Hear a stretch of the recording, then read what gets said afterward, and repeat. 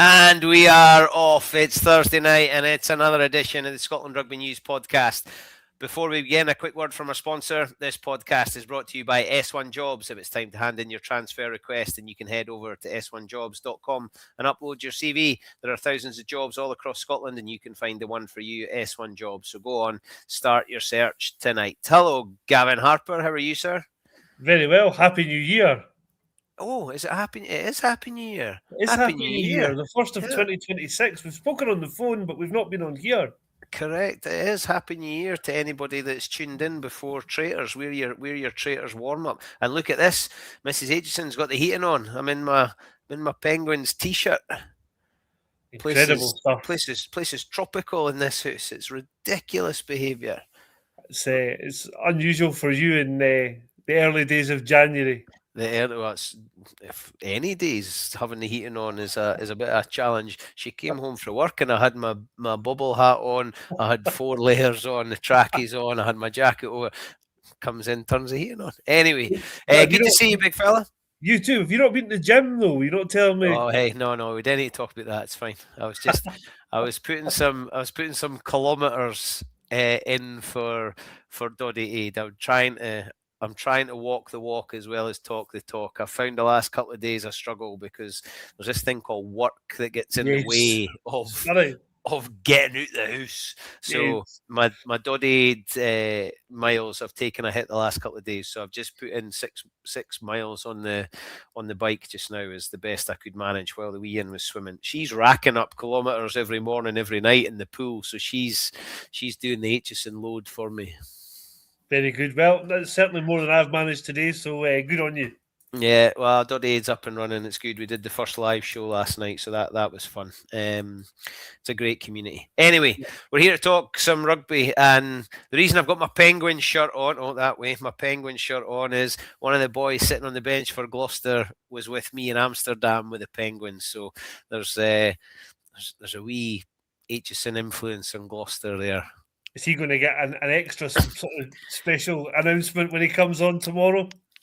There's no bias shown by the announcer at the Hive Stadium, Gavin. You know that. Listen, who was it you gave the big sell to? Was it Cian Healy? Aye, when he did he played his about 4,000th game. That's right. Yeah, it was nice. I got a wee message from Munster. I got a wee message from Munster. I got a wee message for Leinster saying thank you for that. Nice. It's nice. Hopefully you get a message from Gloucester over the weekend. They've been having a terrible time of it. They have been, and they've done that thing that I think Quins have done as well, where they've put out a statement. The CEO of Gloucester is a guy called his first name's going out of my head. Alex Brown. Great guy. Top man. And smoking hot. Like, phenomenal. Proper silver fox. Like, he starts talking and I'm just like, I can just hear violins. But they've I think it's funny when you have to, like, you put a statement out to try and appease, and it'll be interesting to see. I don't know the squad well enough that's coming up. I don't know how they're sort of playing it, but do you know who I admire massively is Lewis Ludlow. I think as a player, as a human, as a leader, I just think the guy is outstanding, phenomenal. And you know, part of that comes from his support of Ed Slater. And I was at both 7-4-5 games, the one at Leeds Rhinos last year, now 2 years ago, and the one at Kingsholm. And Lewis Ludlow is the kind of guy that's in a rugby club that would change a light bulb, or, you know, go and help somebody up the step in a wheelchair, or he's just around, and he's just a great guy with what appears to be very little ego, but when he plays, he's ferocious. Do you know what? I think that's probably, he's somebody that, for me, is the epitome of an English club, because I think, you know, we don't get the chance to go to these Kingsholm or Franklin's Gardens or these places that often. But when you do, there are occasionally the odd player who's played 1 million games for the club maybe got a handful of caps, but not probably as many as their talent deserves. But they're so embedded in the club and they're so intrinsic to the success of the club that they would do anything on the pitch. And you see that the way Lewis Ludlow plays, it's obvious how much he cares about Gloucester. I remember being a coach at a club and being told by someone, I'll be at the club longer than you as head coach, which I thought was an interesting way to sort of. But they're like Lewis Ludlow, I think, will be at Gloucester all the time. When Billy 12trees dropped down to go to Worcester, it still feels weird because he was at Kingsholm for that 7-4-5 game, and it was like he was at home. I think Dombrandt's a bit like that at Quins. I agree. Got some caps, never really been that out-and-out choice, but I think we'd give everything to Quins. You get foreign or players from overseas that come in and play for a 2-year contract and then go somewhere else, but you've got those guys that I think are just a bit of stick on. They're going to be there for a long time. I think the Atkinsons are a bit like that at Gloucester as well, aren't they? Yeah, I agree, but it's an interesting point because they obviously took the captaincy off Ludlow, and you think, they obviously gave it to Thomas Williams, who's repaid them by leaving for Saracens at the end of the season. And you think, actually, has that, is it a mistake to remember when Northampton had their sort of superstar team and Dan Biggar was playing and Dylan Hartley had been there Dylan Hartley was in and out the team because he was involved with England. They had Alex and Ethan Waller, who again played about 1 million games either side of the front row. And Alex Waller was the captain when they won the Premiership because he was just a guy who was there every week. I suppose a wee bit in the way that Edinburgh maybe are thinking Magnus isn't a guy who's necessarily been involved a lot with Scotland, so is he going to be there, give you that continuity, rather than having Gilco and then he's in and out the team, he's away with Scotland a lot. I think there's an element of the captain armband is like it's not going to change Lewis Ludlow and it's not going to change Grant Gilchrist, so it maybe means that someone else gets to step up. So Maggie, and I've got huge bias here. I think Maggie's been superb, but I love Maggie to bits. But has he got better because he's been given right, listen, there's the captaincy. And Gilco has been Gilco, consistent, and still runs a line out. And I think Edinburgh have put a couple of bits out in their social media over the season where it's Gilco that's in the huddle giving it you got to show up, but he's still going to be there. That's the social media content people want. Aye. Not the other stuff. I think you're right.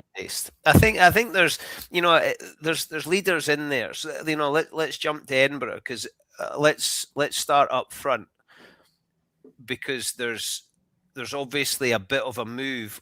16, 17, 18, Ashman, Schumann, Hill to come on feels like, right, we're closing out the game. This feels like a really tactical move from Sean Everett to me. So you've got James Whitcomb, Harry Morris and Obel to start. To me, it's go for it, boys, 40 minutes, and then we're kind of bringing on the big guns who have been around and hopefully it's to close it out. I think there's definitely an element of that. I think, you look at that front five and would Edinburgh necessarily have thought they would be starting probably their most important game of the season, definitely their most important game of the season, with Whitcomb, Harry Morris and Ollie Blythe-Lafferty as the front row, Callum Hunter-Hill and Glenn Young in the second row? Probably not. I think it's... We spoke to Sean this morning and he was saying it's about managing minutes in terms of Schumann. Obviously, they need to be careful because Schumann now is number one commodity. Boan's injured. It doesn't sound like he'll probably play next week. So they'll have to manage Pierre, and obviously going to Bath is going to be extremely, extremely tough. So I think from that point of view, it makes sense to lessen Pierre's workload. But at the same time, as you say, with 25, 30 minutes to go, he can come on and he's the kind of guy who can make a huge difference if you need him to, but also he can help see the game out. And conversely, I think, Gloucester's bench doesn't actually look that great. So I'd expect them to be strong in the sort of first part of the game, but I think they'll taper off once their subs come on. I just don't think George Knowles, the replacement hooker, is a academy player who's I think only 18. You look at Afofis Ogbon's been good, still a bit unproven at this level. Ross Burns really struggled. Obviously moved from Leinster, hasn't gone his way, now on the bench behind Charlie Atkinson. It's not quite clicked. And the one name that people might notice isn't there is Jack Mann, who was obviously at Glasgow last season. From what I understand, he has had an injury and is on his way back. Isn't listed as injured, certainly by the club. So I think he's on his way, but just didn't make it in time for this one. Yeah. I'm interested to see how that goes. James Whitcomb, we've not really seen. He's not had a lot of game time. So for him to get a go is hopefully an opportunity for him to have a crack. Harry Morris is, he's been playing, got the turnover last week. And we've spoken about Harry before. He's an absolute menace, and as the hookers are at Edinburgh. I think he's been brilliant the last few weeks, and I actually think he deserves. I know Ewan's back fit, but I think Harry Morris deserves that chance to start a big game, and not just because Ewan Ashwin, the Scotland international, is back, and he's going to have a massive workload over the next 2 months. So, Harry's hungry. He's kicked his heels for a while, and I don't know how. I don't think it's necessarily been that planned, but when he was called on, he was ready to go. But the other thing is, just on that subject, Harry Morris, is probably playing for a Scotland spot. Harry Morris could be the guy on the bench in Rome, because it's not going that well for George Turner.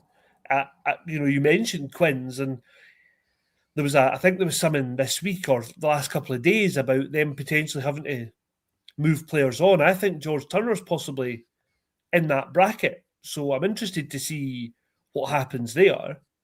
And beyond that, there's a lot of injuries in that one position. Gregor Hiddleston's obviously playing really well, but hasn't been in a squad yet. So yeah, I messaged you at the weekend about Robbie Smith from Northampton as a potential at hooker, and I was messaging somebody with far more rugby IQ than me, and they were saying, they rated Robbie Smith. It'd be interesting to see where he features, if he features. Lapman, you've got the inside word. I think I'm going to Red Bulls for money next season. I see Elliot Miller-Mills is away. You had that story up on the site about Elliot Miller-Mills going. I hope that's going to play. I think we need Elliot Miller-Mills to be getting minutes and be regular. Murray McCallum has. Again, I'm biased because I love Big Muzza, but Murray McCallum's been putting in a fair old shift for Newcastle. I don't know if he's in Gregor's plans, and we've spoken before about him having the ability to play 1 or 3. Yeah, I think the thing that probably counts against him now actually is the fact he's played a lot of 1. Because if he was playing every week, and Newcastle, Newcastle have got better, and they're starting to get results. If he was playing at 3, I think you can make a case, because beyond Xander, Ollie Blythe Lafferty's very, very, very young and very green and very raw. Darcy Ray's not fit. Finn Richardson's not really made a strong case. Will Hurd can't get in the team regularly at Leicester. Mills is struggling for game time at Northampton. Why not look at somebody like Murray McCallum? But, he sort of changes. Again, I think he's a guy, if he was a back, it'd be brilliant, because he can play 2 positions. Maybe we could have 4 backs on the bench and 4 forwards on the bench, because Muzz could cover 1 and 3. Imagine that. And then we've got so many hookers that have played in the back. Dylan Richardson could cover hooker and back row. So actually, we'll just have 3 forwards on the bench and we'll have 5 backs on the bench. Yes. There you go. The reverse Razzie. Like it. Brilliant. James Whitcomb gets to start. Hopefully that's a good thing, because who knows what's going to happen with, well, we do know what's happening with Boan, but, Pierre, there's a lot of wear and tear on the props, so the depth is needed. Yeah, there's a crazy stat from Kevin Miller at Top of the Moon about the number of games, the number of times it's either been Pierre and Boan or vice versa for Edinburgh. I think, Edinburgh need to be really careful about Pierre. Speaking to Sean earlier, he basically said that he wanted more from James Whitcomb. I don't think, reading between the lines, I don't think he was overly impressed with how he played earlier in the season, and they've kind of put that down to maybe a bit of taking time to get used to where he is now. So he's back. Second rows, I think, are settled, but losing Gilco for the next, Sean says, at least a couple of weeks, I think that's a big loss. Ewan McVeigh gets his chance on the bench. His old man is over the moon. I was just about to say, I assume his old man's delighted. Big Malky is so happy, because Ewan, this is one of those situations where there's a whole load of young boys in Scotland, Edinburgh and Glasgow, and some of it is just through other folks' misfortune that they get a shot a bit quicker than others.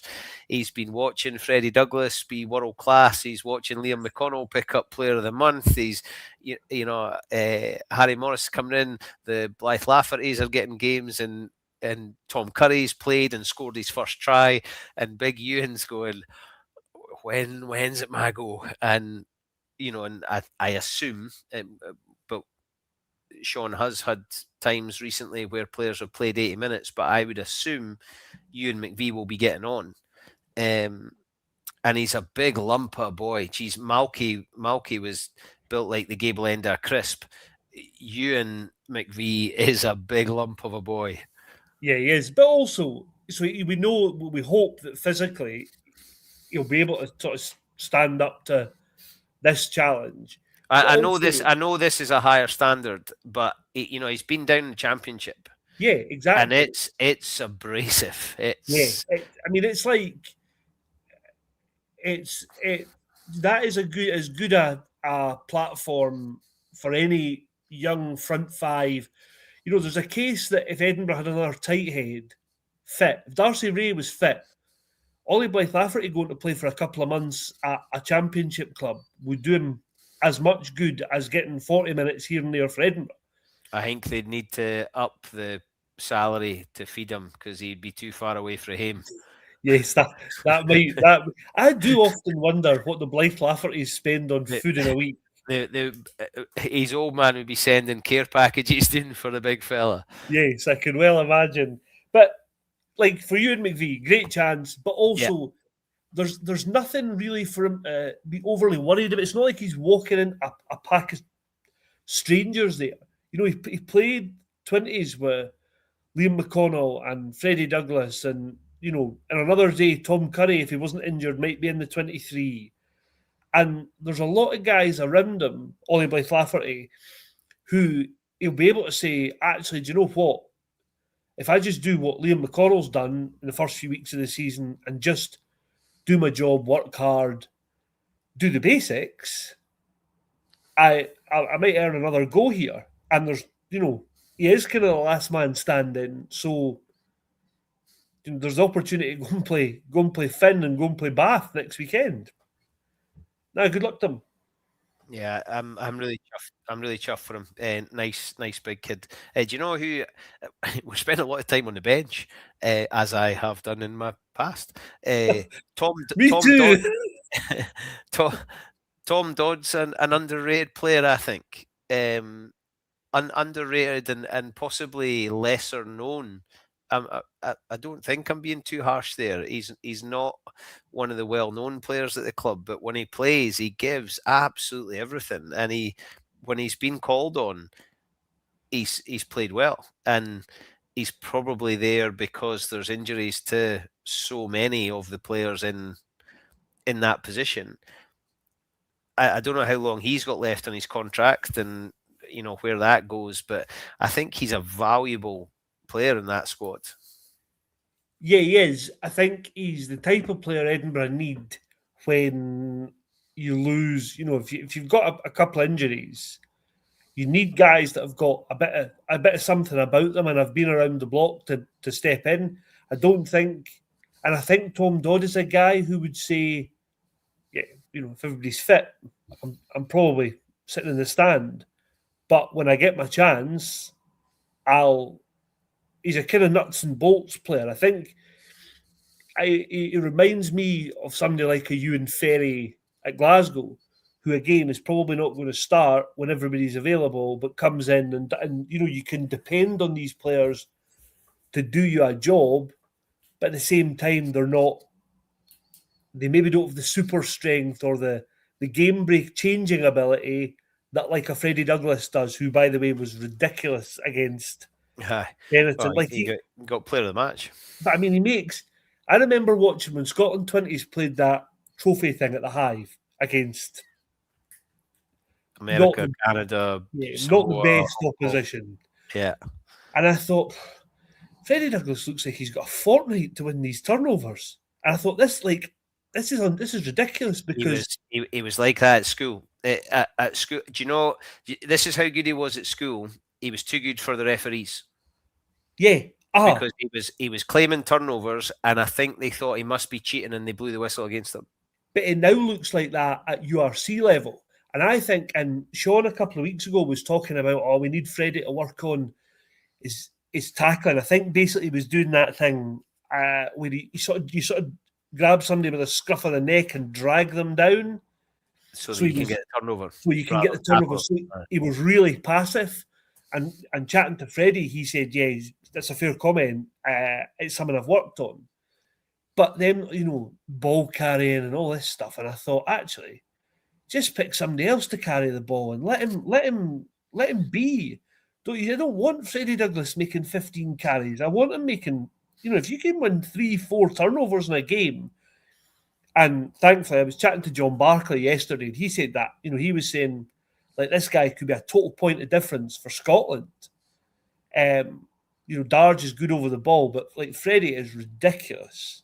Yeah. So, yeah, I think I agree. I've seen the kid since he was 17, and he's one of those you hope's going to keep going and not put his head somewhere where he ends up getting sparked and doesn't get to fulfill his potential. But Roddy Deans, who I would stand on the touchline with, and Freddie was against us. Yeah, and Roddy was a back row, and Roddy's praise for the kid at that level was like he's got the ability to go all the way. And you we've all stood on touchlines of schoolboy or age group games going, the next one, the next one, the next. But I'm really pleased. There's so many of them coming through.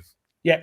When I speak to Doug Struth before games, Doug's a stat man and a numbers guy, and he's able to say in the 23 today, there's 17 of them have come through the Edinburgh Academy or home, and that's a point of pride. Of course it is. And when you've got guys in that, you've got Harry Morris, Blythe Lafferty, Hunter Hill, Glenn Young, Liam McConnell, Freddie Douglas, Magnus Bradbury, Ross Thompson, Matt Curry, Darcy Graham in that starting team, there's a lot to be proud of. And they're not, before folks start jumping up and doing, there is a lot in there of privately educated young men, but there's also some state school kids that have played club rugby. Yeah, there are. Which I think's good. There's not as much on the bench, but you've got Ewan McVie and Charlie Shield. There's not much else on the bench. The bench is, Ben Muncaster was, but he went away to school down south. Yeah. But there's a lot in there to be proud of, and it's really interesting because I think that helps when there's that connection, a bit like we're talking about at the start of the pod with somebody like Lewis Ludlow. People have that emotional connection to somebody. No, I agree, and you can see that for somebody like I'm going to use Liam as the example again. There's always, just in front of where we sit, there seems to be a sort of gathering of the the His family. old man has the clan. His old And man and his Selkirk pals and his golfing pals and yeah, it's and they, brilliant. and they So don't miss it. They don't miss a game. They're obviously delighted when he plays well, when but Edinburgh on win. that, they didn't miss a game before he played. Yeah, And now it's just there's another thing to be enjoying about it that my boy's playing. and that's it. So there's you can see that connection. The bit that still worries me, and we've kind of drifted and talked about everything else, but the bit that still worries me about Edinburgh is how do they get the ball to Duhan and Darcy? And I think they've basically admitted that that is now a problem. I think getting Matt Curry up to speed will help massively. I hope the weather isn't a factor, because what you want is Gloucester will come and play. That's just I'll have my thermal undercrackers on, that's for sure. good to know. I might have an extra cup of tea. But Gloucester's DNA is let's chuck it about. So Yeah. I hope they come and play. I hope Wes Goosen gets his hands on the ball. Matt Curry's involved, and actually Edinburgh I think creates some at the start opportunity. of the season, we wouldn't be far away if we were picking our starting back line for Edinburgh.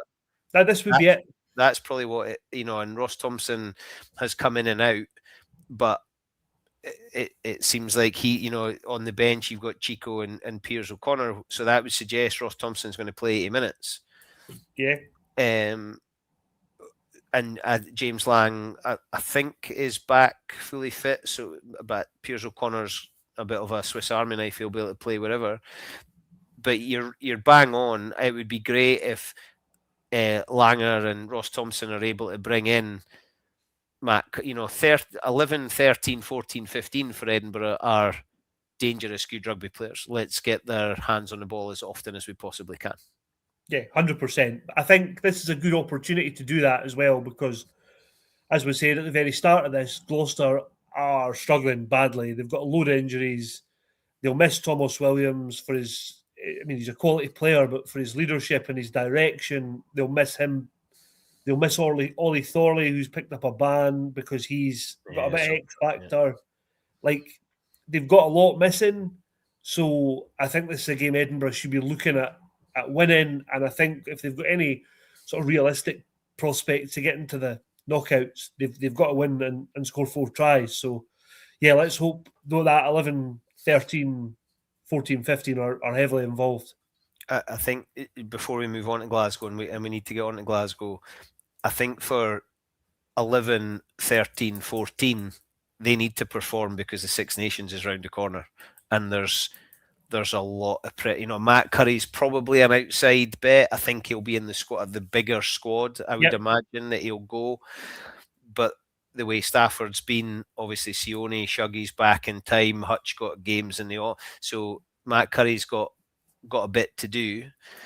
And now Duhan and Darcy are really being questioned because, well, everybody is dancing about Jamie Dobie, but you've still got Kyle Stain, you've got Kyle Rowe, there's a bit of competition flying around now, and because Glasgow players are playing and playing well and winning, all eyes are on them. So tomorrow is a huge opportunity for that Edinburgh squad. Yeah, 100% agree. And I think this is the first time we've seen Duhan questioned, but not really before this season. I was going to say in the last not even 12 months. Yeah. And I think you're now seeing the questions piling on to Darcy. As Stephen says, Ollie Smith's in good form. Stephen's got a lot of time to think when he's walking the Dugs. There's a lot of options. So it's time for those Edinburgh guys to sort of show us what they can do, because I think they've been on the periphery of too many games this season. Yeah. Stephen Crichton, I hope you are signed up for Dodade, because with that dug walking business, you'll be racking up the miles. So come on. Right, let's go on to Glasgow. Last week, it was one of those where it was almost a testimonial.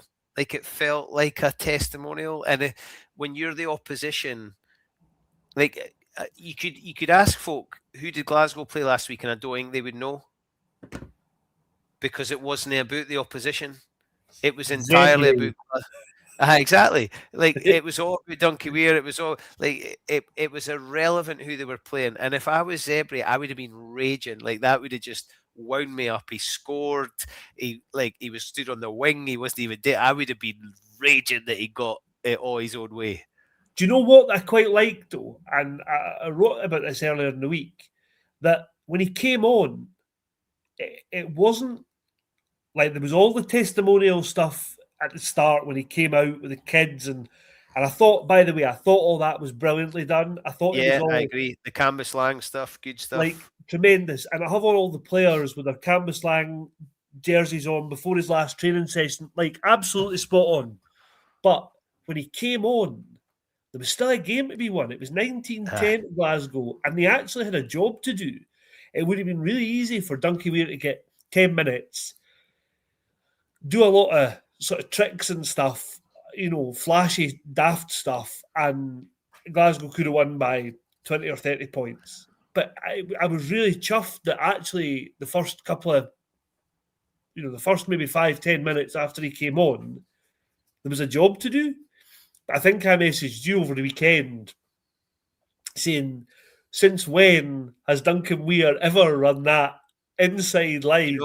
On that, so anybody who follows me on social media will have seen that I wrote a piece about Jack Oliver, Greg Yeah. Oliver's son, and I don't know Jack Snorky. His old man was a friend of mine, and really, really sad that. But I was so chuffed that Jack got on. He's running that line, Yeah. and he almost like clicks Donkey Weir's heels. Yeah. Like he has to get himself out of the way to allow Donkey Weir to take that ball. He doesn't. It was always going to be Duncan Weir's pass, but he almost got in his way. And I was a bit gutted for Jack, because that would have just been the absolute dream debut, family over for Ireland, everybody up for Hoyk, all that kind of stuff. But I mean, for Donkey Weir to get, and when you saw the way the boys celebrated with him and the way they were all grabbing him after the game, and Ali McCoy jumps in on it, and it was, and the way Franco reacted was a really lovely thing. Yeah, it was. The camera cut to him quite quickly, and to see, because he's going to become a colleague now, rather than sort of player-coach relationship, I suppose. So yeah, interesting the way the whole thing panned out. But and like what a send off! Somebody that is a great mentor, I think, to these Matty Irwin and the next generation, because he's the sort of embodiment of, if you work hard, your talent can take you so far, but actually that hard work is the bit that you need.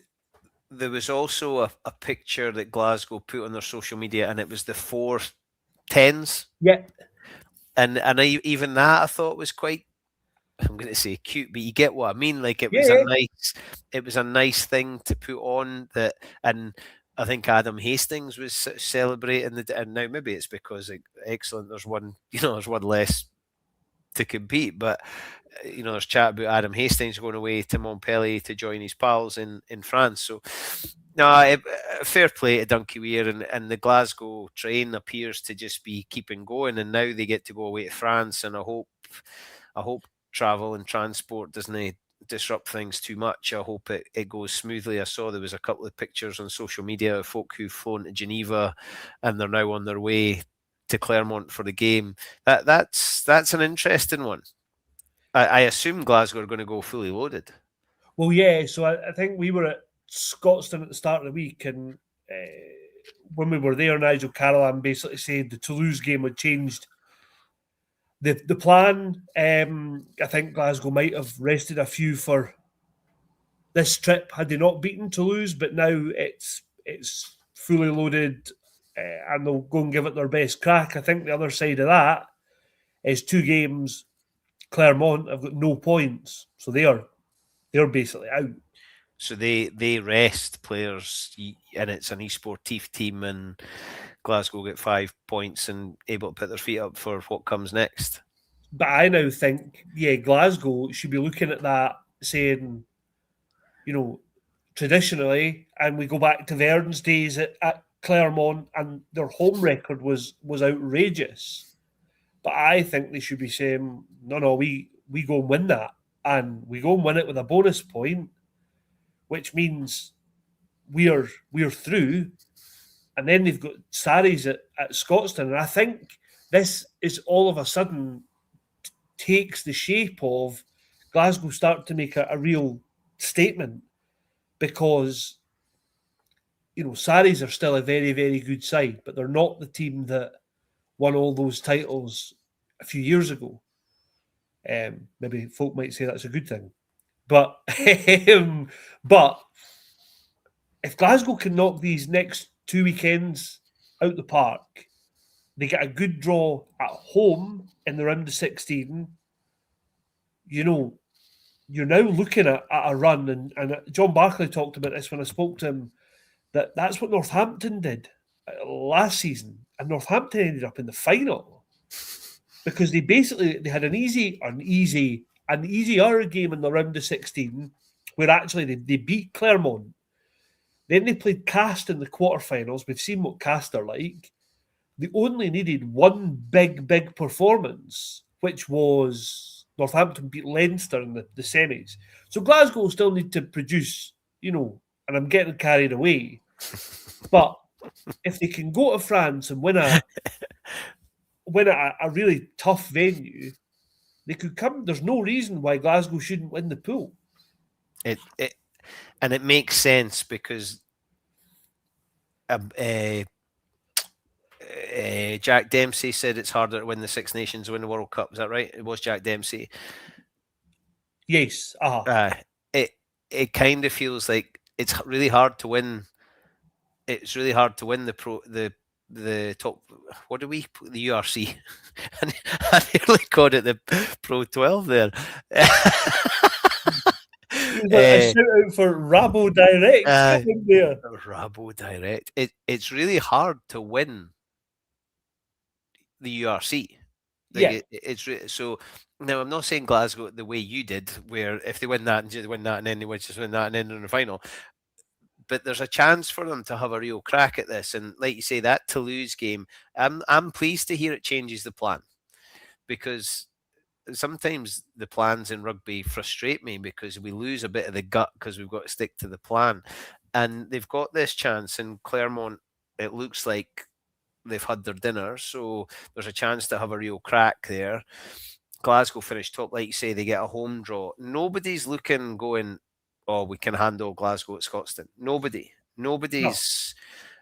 looking at that as that's going to be okay. If you could avoid that, you definitely want to. So yeah, and fair play to them. I'm really interested. Like we said when we first started talking about Glasgow, I said go fully loaded.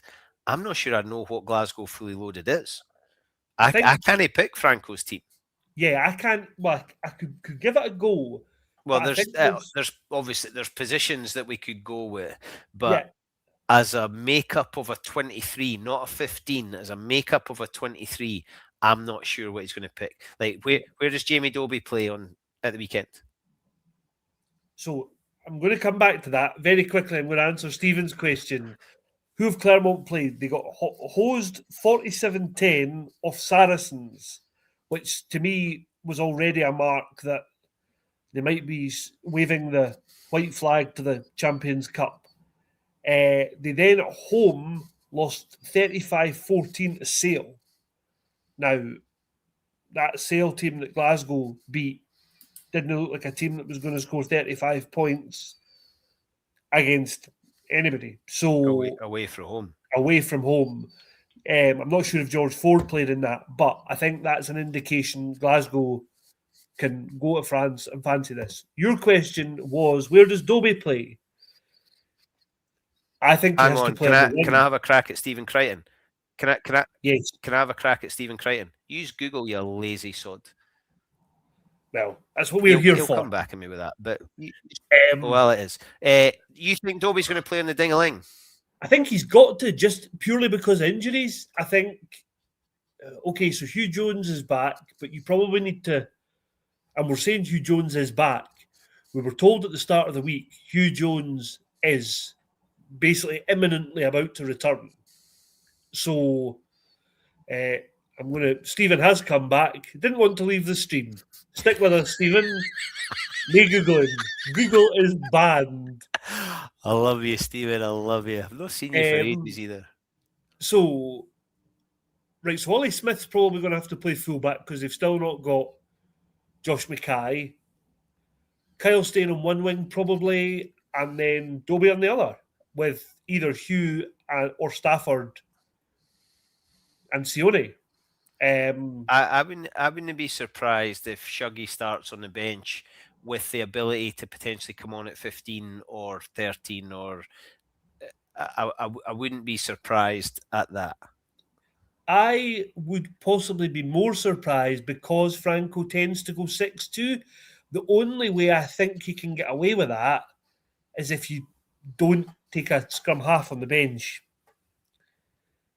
And I think, is that a gamble this game Glasgow could potentially roll out and have Dobie and Horn in the starting team, but just have Horn, have them swap around if needs be. They did that at the end of the game. Did you notice that at the end of the game on Saturday? Dobie ended up at 9 and Afshar was on the wing. Then I was about to say that. Franco could have 6 hookers and 4 scrum halves in his squad on Saturday, and nobody would raise an eyebrow to it. Yeah. Benny Afshar's got the ability to play elsewhere and has done. Dobie can play elsewhere. George Horn is our Dupont. He could play 9 or 10 or on the ding-a-ling, and Dobie can play wherever he wants. And Afshar, I think they're at a point now where the way they play, I wouldn't be surprised if Shuggy starts on the bench so that Stafford and Sione start in the centres. Shuggy comes in at 13 potentially for Staff, or comes on at 15 for Ollie Smith. Ollie Smith goes on to ding-a-ling. Dobie goes to the... I don't know. I feel like there's so many moving parts and none of them are particularly disruptive. You and I talk often about, but that would mean 3 moves for one person coming on. But at Glasgow, it feels a bit like Barcelona in the heyday. You can have a central midfielder playing at centre half because they're going to spend a lot of time with the ball. So you then need a centre half. You need somebody who can play with the ball. Glasgow, I feel like that backline are there. Up front, who was I talking to? I was talking to somebody yesterday actually, and they were on about the sort of mongrel that's in that Glasgow pack. That there's a lot of dog in that Glasgow pack, and I don't disagree with that. And the person I was speaking to is a big fan of Dempsey, a huge fan of Dempsey. And then we started talking about Fagerson and Darge and Zander and Hiddleston, and and then you start going into the raft of, is it Jarry or Samuel, or it just starts gathering pace. But this is it. And then what's the balance of that? And how do you balance? What role does somebody like a Gregor Brown play? Does he get to start because he's been so good for the last 5 weeks? And then actually, do you want to hold Dempsey or Matt Fagerson or somebody like that towards the end of the game? You've got big old lumps in the Clermont pack. So do you need a big old lump like Alex Samuel, who probably is more of a match physically, but when the game breaks up, you can take him off and put Gregor Brown on.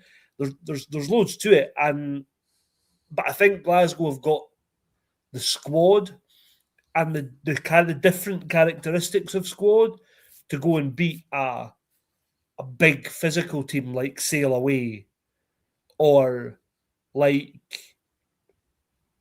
Toulouse. When they need to chuck it about a bit, they brought Gregor Brown on. They got more expansive, and I think actually Adam Hastings and George Horn have shown much more control in the way they've played this season. Yeah, and I think that's a confidence part, though, isn't it? That's the kind of thing that's chucked at George Horn often. He's fast and he's loose and he's this and he's that. But that's how he was being asked to play, and that's what he excels at. But I think he has got that in him, and he's matured, and he has to. And there's a lot of players who do change as they get older because they're not quite as quick, or they're not quite, And I think Adam Hastings, I would be really interested to see Adam Hastings in France. I think that's an interesting move if that does come off? You maybe know more about that than I do. Well, I think if you pay your TV subscriptions, you might get your wish. I think we're basically just waiting on confirmation from all parties on that as far as we can work out. Needless to say, Adam hasn't done any press since that first report came out from the French media, so we can actually ask him. But yeah, we'll wait and see. But I think it would be an interesting league. It'd be an interesting move. What I would guard against is when he moved away before, he then, maybe a bit of it was bad luck, but he had loads of injuries. I hope that doesn't rear its head again. What I know of Adam, and I don't know him particularly well, but what I do know of Adam, I think life is different now. I think life has moved on. At that stage in his life, Gloucester maybe wasn't actually the best move. And then, as you say, there was injuries came into, I think, to go to France. I don't know what that does for Scotland if he goes to France. I think hopefully it's, if he goes and he's happy and he plays well, then it's a good thing for Scotland, because we've spoken before, Finn's not got forever to go, and Hastings has still got a few years in front of him, so who knows what comes there. If he does go, we've spoken on here, I think it was our Christmas one, where I was saying if players go, it gives an opportunity for a homegrown player here, and they get to go and develop elsewhere and learn some stuff about other players and other coaches, and that can be a good thing for Scotland. So, if he does go, I certainly wish him very, very well for it. Yeah, 100%. And I think it'll be interesting if he does go, if that is confirmed, what Glasgow do in terms of bringing in a replacement. Dan Lancaster is obviously there. Charlie Savala's in the building but hasn't played yet. He, I don't think, is a million miles away from back in training. But Charlie Savala was a guy who was a squad player at Edinburgh, and that would leave them with basically Dan Lancaster and Matty Irwin would be the other two. So it poses a bit of a dilemma. Are Glasgow in the market for a 10? And back to points I've probably raised before, I'd be interested to see Charlie Savala in that Glasgow team. Yeah, no, I 100% agree. I think Edinburgh was obviously a very different sort of place when he was around under Mike Blair. He was in a different, a bit like I was saying about Adam. Charlie was a younger man. Things have moved on a bit. I think that's, from that man, a very complimentary, could fill a Tom Jordan-sized hole. I mean, that is complimentary, because I tell you who's loving life just now is Tom Jordan. Like, how good has that move to Bristol been? So good. And I don't know him. I don't know him at all, but brilliant. And the folk that had a crack about him leaving and how, again, I'm back to what I just said there. He went, it's given hopefully somebody else a shot. And he looks like he's having fun. Yeah, no, I agree. And I think... And he's playing in a position he probably didn't expect to play in, but he's one of those, but he can play 10 or 12 or 13 or 15 and probably on the ding-a-ling, and if you asked him, he'd play at hooker as well, because he's a rugby player, and there's been a lot of them, George Horn, Jamie Dobie, Ben Aff, we've been talking about them, Hugh Jones, there's a number of them, and Tom Jordan, I was chuffed it was Bristol he was going to, because to me that made sense. Yeah, to me it did too. It's one of those, it's almost the perfect fit. I think he's got more game time at 10 than he would have expected because of AJ McGinty's injury, but good luck to him. It poses another headache for another day about where he features with Scotland. I think we're probably getting closer to, he is definitely on the bench. It's just who with. And I think that's not a slight on him. That's because Finn is Finn, and Finn starts at 10. But around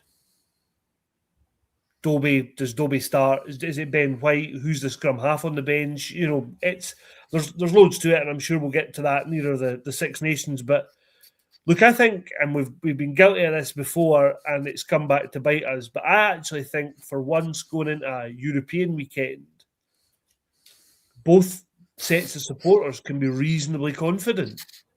Right, come on then. 2 bonus point wins. There you go. Bruce has gone for it. Penguin shirt on. Nay bun it. Heating on. It's all happening this week. Glasgow and Edinburgh. 5-try bonus point wins. Edinburgh Glasgow final. Have you won Yeah, the lottery? no, but I will check because Euro Millions is massive the morning night. It's outrageous. It's That outrageous. could be a half-time announcement. And, See you later. and you might also need it to pay your heating bill. I know. It's like watching a puggy. The numbers are just burling round on the meter. Chris, are you mates with Hugh Jones or Franco? Or are you Franco in disguise? Chris Fairfield 1198. Keep tabs on that. That's Franco tuning in. It's Franco's burner, much like the Yako. What was the Razzie's burner account? Oh, who knows?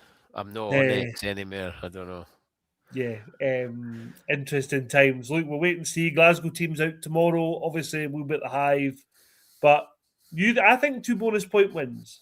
I certainly think 2 wins, and I actually think there's more doubt about Glasgow's bonus point element than Edinburgh's. Like, I think Gloucester are in serious trouble, and I think if Edinburgh don't win that, there will be, there's been questions asked, and there's been people voice their opinion about Sean Everett and Scott Matthew and everything at Edinburgh, and I think that'll only intensify tenfold if they don't win and win well at the weekend, because it means qualifying is almost out of their hands, because they'd have to go to Bath, and that's not an exciting prospect for many away teams.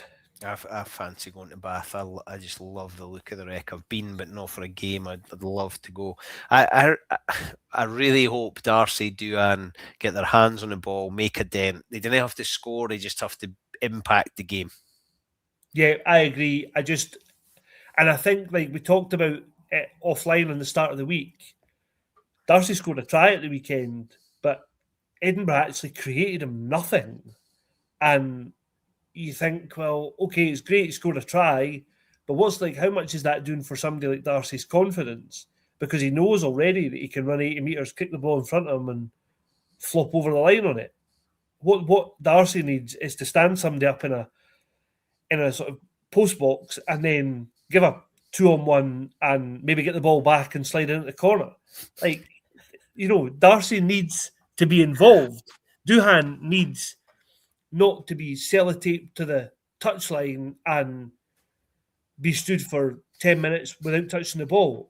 Edinburgh need to get him involved. And if that means doing something different just to get his hands on the ball, they've got to come up with that way, because there is absolutely no point having finishers like that. And when you get within 15 metres of the line, you can manage one pass and it's head down rugby, and the announcer's got to keep everybody awake. I think tomorrow we're going to see it. And there's going to be tries to announce. Folk are going to be on their feet. It's going to, and Gloucester bring us support. Or I hope they do. They have historically. I hope they do. But with the weather and the time of year and the time of kickoff, I wonder, but I really hope they do, because the Gloucester support, when they've been up before, I think I told this story on here, I bumped into 2 Gloucester fans about 8:30 in the morning coming out of Waverley Station asking me where the nearest Wetherspoons was. Like, brilliant. Absolutely, like, that's proper. Yeah, I'm going to support my club on tour. So I hope they bring us support, because that riles folk up. It creates a good atmosphere. I hope the game's decent. Well, I hope Edinburgh win. I hope Gloucester put up a fight. I hope there's something to get excited about. And I've just read a story here about Jose Mourinho, and this is a very random segue. Has told the Benfica players that they will stay at the training ground overnight. They're sleeping at the training ground because as punishment for losing to Braga. If Edinburgh lose to Gloucester, Sean Everett should get the sleeping bags out, and all the Edinburgh squad can have a kip in the Murrayfield offices. It's funny that you come up, like, Jose, why? What? I mean, how is he made up that? I mean, just outrageous. But I wonder if all he's joking staying. well, I would suggest probably not. Or if he is, he'll be like you. He'll be in the office and he'll have the heating up. 4 bars on the heating, please, sir. And this will be on the club's expenses. Thanks very much. Unlimited tea and coffee. You wanted to finish for traitors, and you've slavered about Scotland and about Jose Mourinho, and your wife is going to be going absolutely. You're going to be getting murdered tonight. That's what's going to happen. There's 2 words: catch up. Catch up. Big fella, good to see you. I'll see you tomorrow night. Bring the sweeties because I'm sick of providing for the press. Will do. See you there. Looking forward to it. I hope so. Final word from our sponsor. This Scotland Rugby News podcast has been brought to you by S1 Jobs. If it's time to hand in your transfer request, then head over to S1 Jobs and upload your CV tonight. There are thousands of jobs all across Scotland, and you can find the one for you at S1 Jobs. So go on, start searching. Look after yourselves, folks. Stay safe.